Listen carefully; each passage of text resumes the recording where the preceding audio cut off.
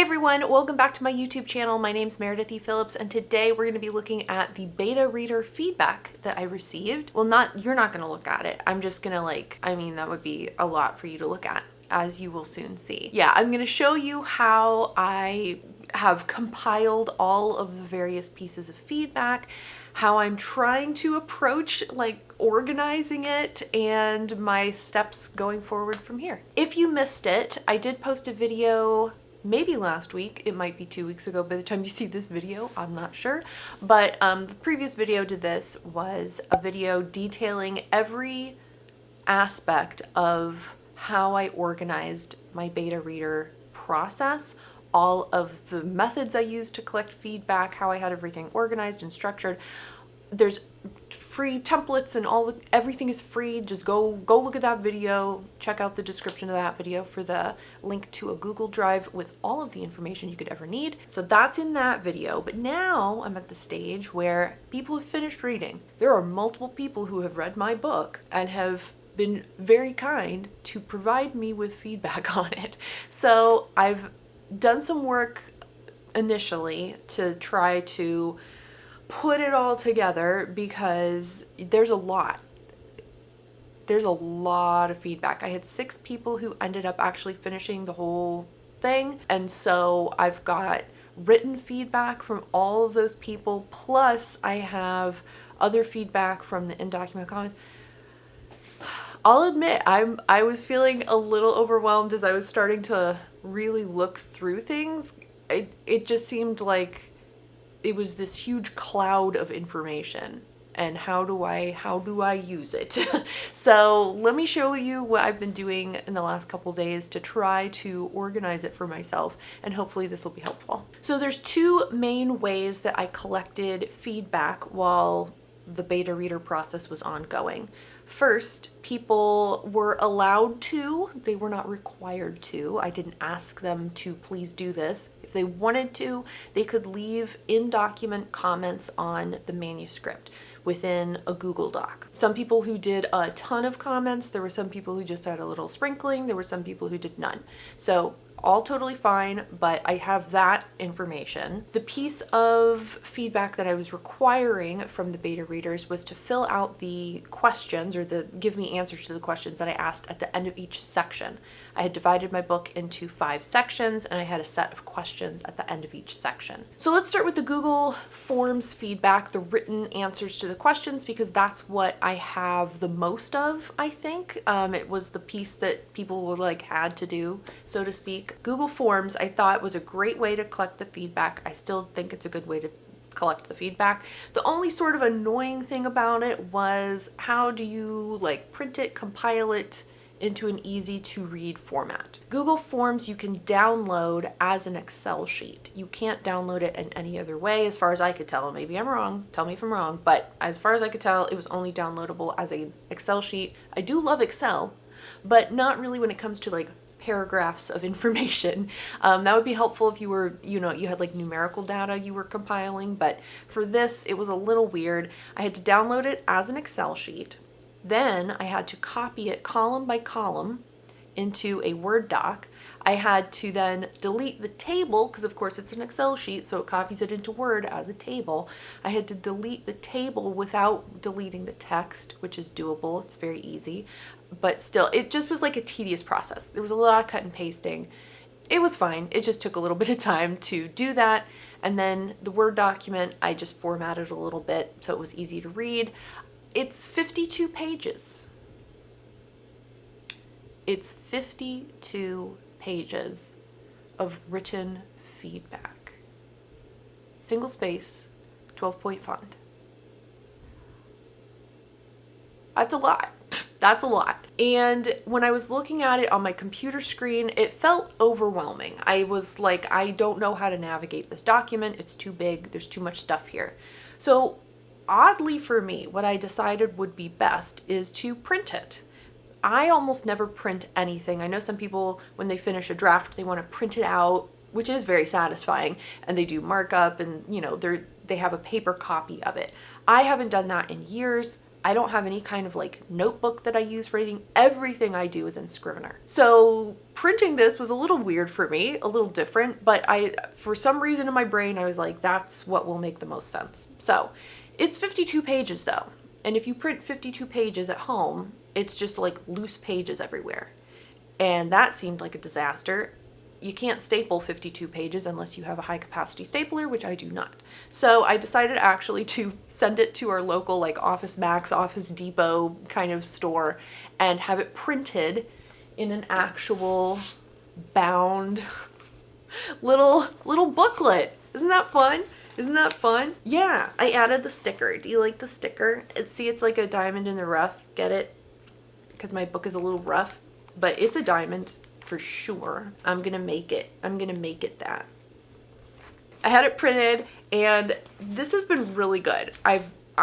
This was a good choice for me. So once I got this home, I went through obviously and put tabs to say what part of the book I was in, so that hopefully it'll be easy to flip around in it. And then I went through and I highlighted different pieces of it. And I was highlighting things for a couple different reasons. First, and most obviously, I started highlighting things that really resonated with me, where I was like, yep, they're totally right, absolutely agree, highlight this. I also have highlighted where people are asking questions, where they're like, this didn't make sense, or I don't understand why this is a thing, kind of where they were confused or there was more clarification needed, stuff like that I was highlighting. I also highlighted pieces that I wasn't quite sure about, where people were commenting on things that they had good reasoning for why they were giving me the feedback they were giving me, but I'm not quite sure at this point if I actually want to use that feedback and incorporate it, or if I'm just going to eventually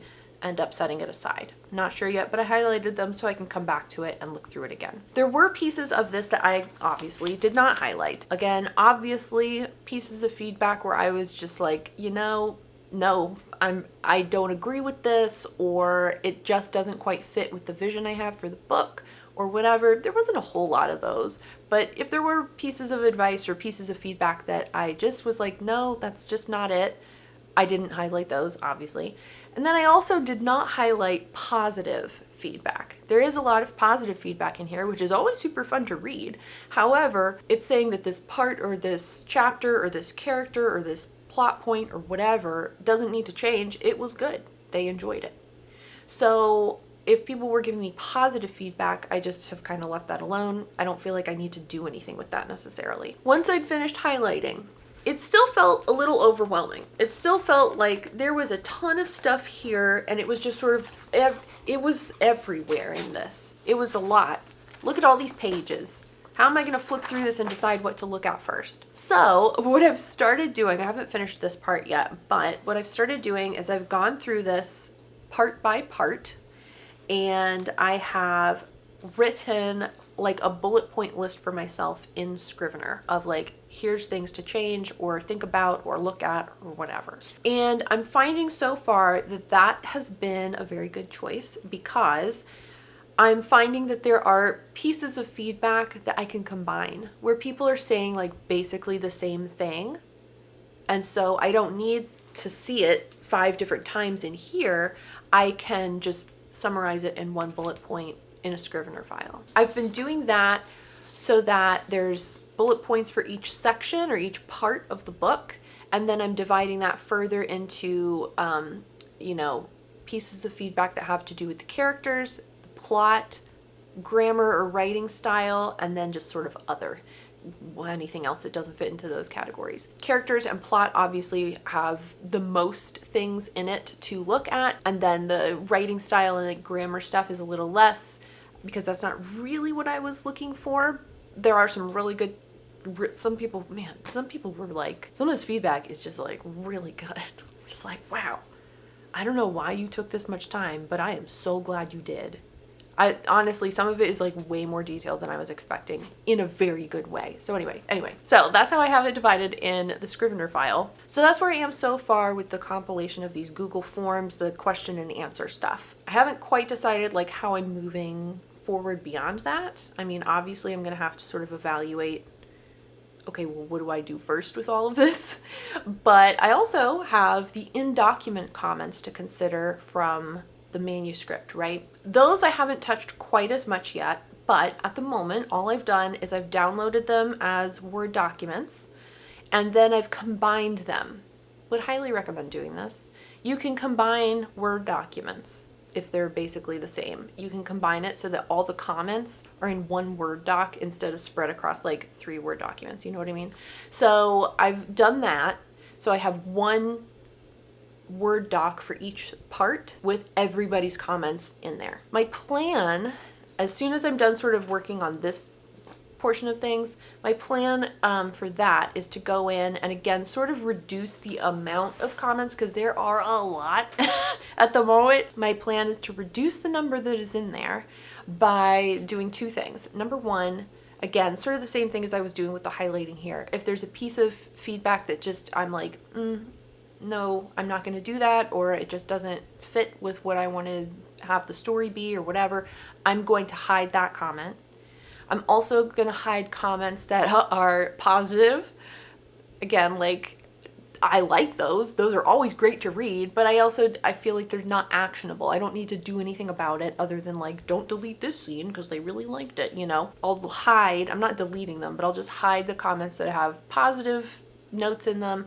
And then there's other comments people have left where it's really more of like a reaction, where they're like, oh my gosh, or like they've left like an emoji kind of response, which is great. Again, love it, but I also don't need to look at that every single time I'm scrolling through. So I'm going to hide comments like that, and I'm hoping that that will reduce just like the sheer number of things that are looking at me when I'm looking at every single page, because I think that's what's sort of getting to me at the moment, where it's just like there is so much here. After I'm done with that, I think what I'm going to do is try to combine feedback from the Word doc comments with the like bullet point list that I've got going on in Scrivener, and then hopefully that'll be some sort of organized list of things to work on or improve or change or whatever. That's the plan. Maybe that plan will change, but I'll definitely tell you if it does. I do want to share with you real quick a couple different things that I have learned so far when it comes to evaluating the feedback that I have gotten.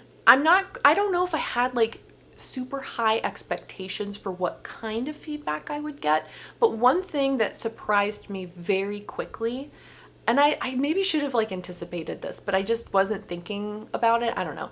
But one thing that very much surprised me and kind of made me pause, like, oh my gosh, like what do I do with this, is some of the feedback is wildly different, like literally the complete opposite. Where one person will be like, oh my gosh, I really love this character, they're great. And then another person will be like, oh, this character's kind of boring, I don't really like them. What do you do with that? So I was a little like, oh, okay, well, my first thought, and here's where I almost tripped up.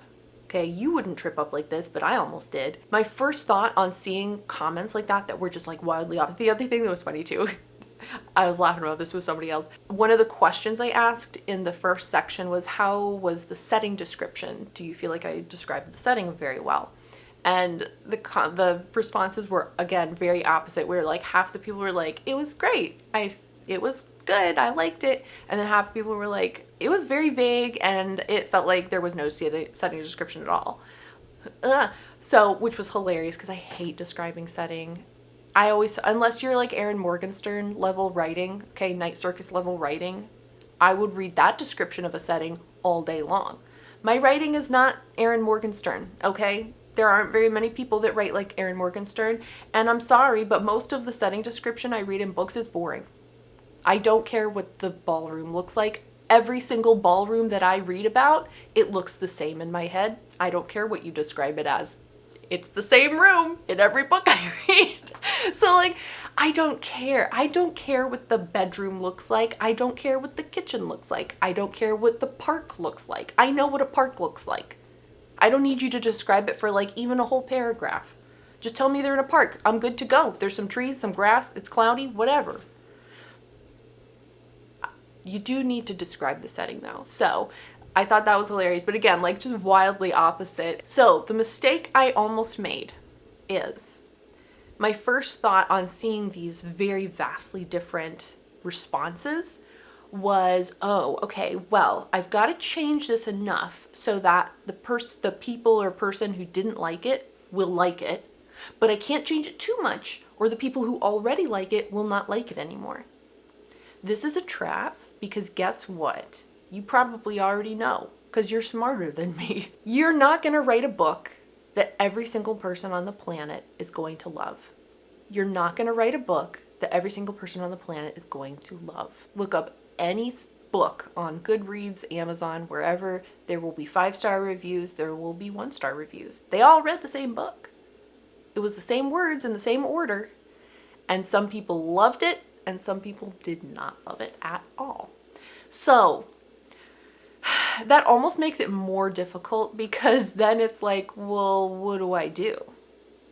What do I do? I'm trying to be really careful with this because I don't want to change things in a way that will not fit the vision I have for the story. But if a lot of people say, the setting description was really lacking, I probably should add some more setting description. Like, it's not going to kill me to add, I mean, it might hurt me, but it's not going to kill me to add some more setting description. I'm having to evaluate, right? But the trick here is don't try to change it to suit everybody because you're going to fail.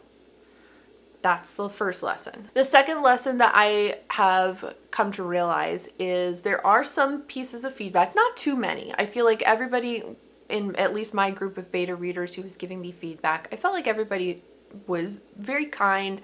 They were presenting it in very much a constructive criticism fashion and not just like, this was stupid and boring and I hated it. You know, it wasn't like that, which was great. But there were still some comments where it hit and I was like, you know, you get defensive where you're like, no, they didn't read it right, or they're just wrong. You know, you just get defensive about it. And it's easy when you're in that like defensive mode to just be like, well, they just didn't get it, or well, you just sort of shove it aside, right? Totally reasonable to feel that way. It's okay. But I'm trying really hard, if there's a comment that hits me like that, to not just automatically push it aside and put it out of mind. I might end up eventually being like, no, I really just don't agree with this or whatever, but I'm trying really hard, especially with those comments that I immediately am kind of defensive about. I'm trying really hard to like take a step back and really evaluate it and be objective. What are they saying? Why are they saying it? Is there any part of their reasoning that makes sense or that other readers might feel similarly about? So try really hard if you're going through feedback. Don't let the defensiveness overrule your good sense. Yeah? The third lesson I've learned so far is in also kind of in regards of like what feedback to use and what feedback not to use. There were several times throughout the book where people were commenting like they didn't know something beforehand that they needed to know, or it was clear that they had forgotten information that had been given. And at first I was just dismissing those like, oh, well, they didn't read carefully enough, or they just forgot. And I was putting the blame on the reader, right? I was saying they forgot, they didn't read carefully enough, they were skimming, whatever. And that might be true if I just said something in the paragraph prior and they've already forgotten it, like that's on them. But why are they forgetting it? Is it because they legit like just didn't remember it? Or maybe the information was presented in a way that was confusing, or it was worded weird and they didn't quite get it. What can I do? This is the lesson. What can I do to make sure their confusion is, helped in some manner? Or again, like, did I give them the information 10 chapters ago and they've just forgotten it because we haven't talked about it in 10 chapters? Maybe I need to incorporate that information again a little bit more often so that it isn't forgotten about. Or there's other times where I was like, were they just skimming? Because it's clearly right there. Maybe they were skimming, which is kind of their fault, but also like, why are they skimming? Is it because the section was boring? If it's boring, that's my fault. Again, with comments where I'm like, oh, they should already know that, or they just forgot, like I'm trying not to just dismiss them. trying to look and see, okay, is there something I can do to help this issue here? So that's where we're at the moment. I'm going to be working still over the next couple days, week or so, to finish kind of compiling everything into a list that I feel like I can use and that is organized in some fashion, and that isn't just like, well, there's comments over here and there's comments in this document and there's comments up here. Everything's just sort of like all over the place in this giant cloud at the moment, and I'm just trying to pull it all down into one space that is workable. I hope this was helpful. If you have any tips or tricks about how you compile beta reader feedback, I would love to hear about it. Please do leave that in the comments below. If you liked this video, give it a thumbs up, and if you haven't already, you can click the subscribe button. I usually post videos on Friday, but you know, sometimes we just don't, because I'm working on this. Thank you so much for watching. I hope you have a great rest of your day, and I'll see you next time. Bye.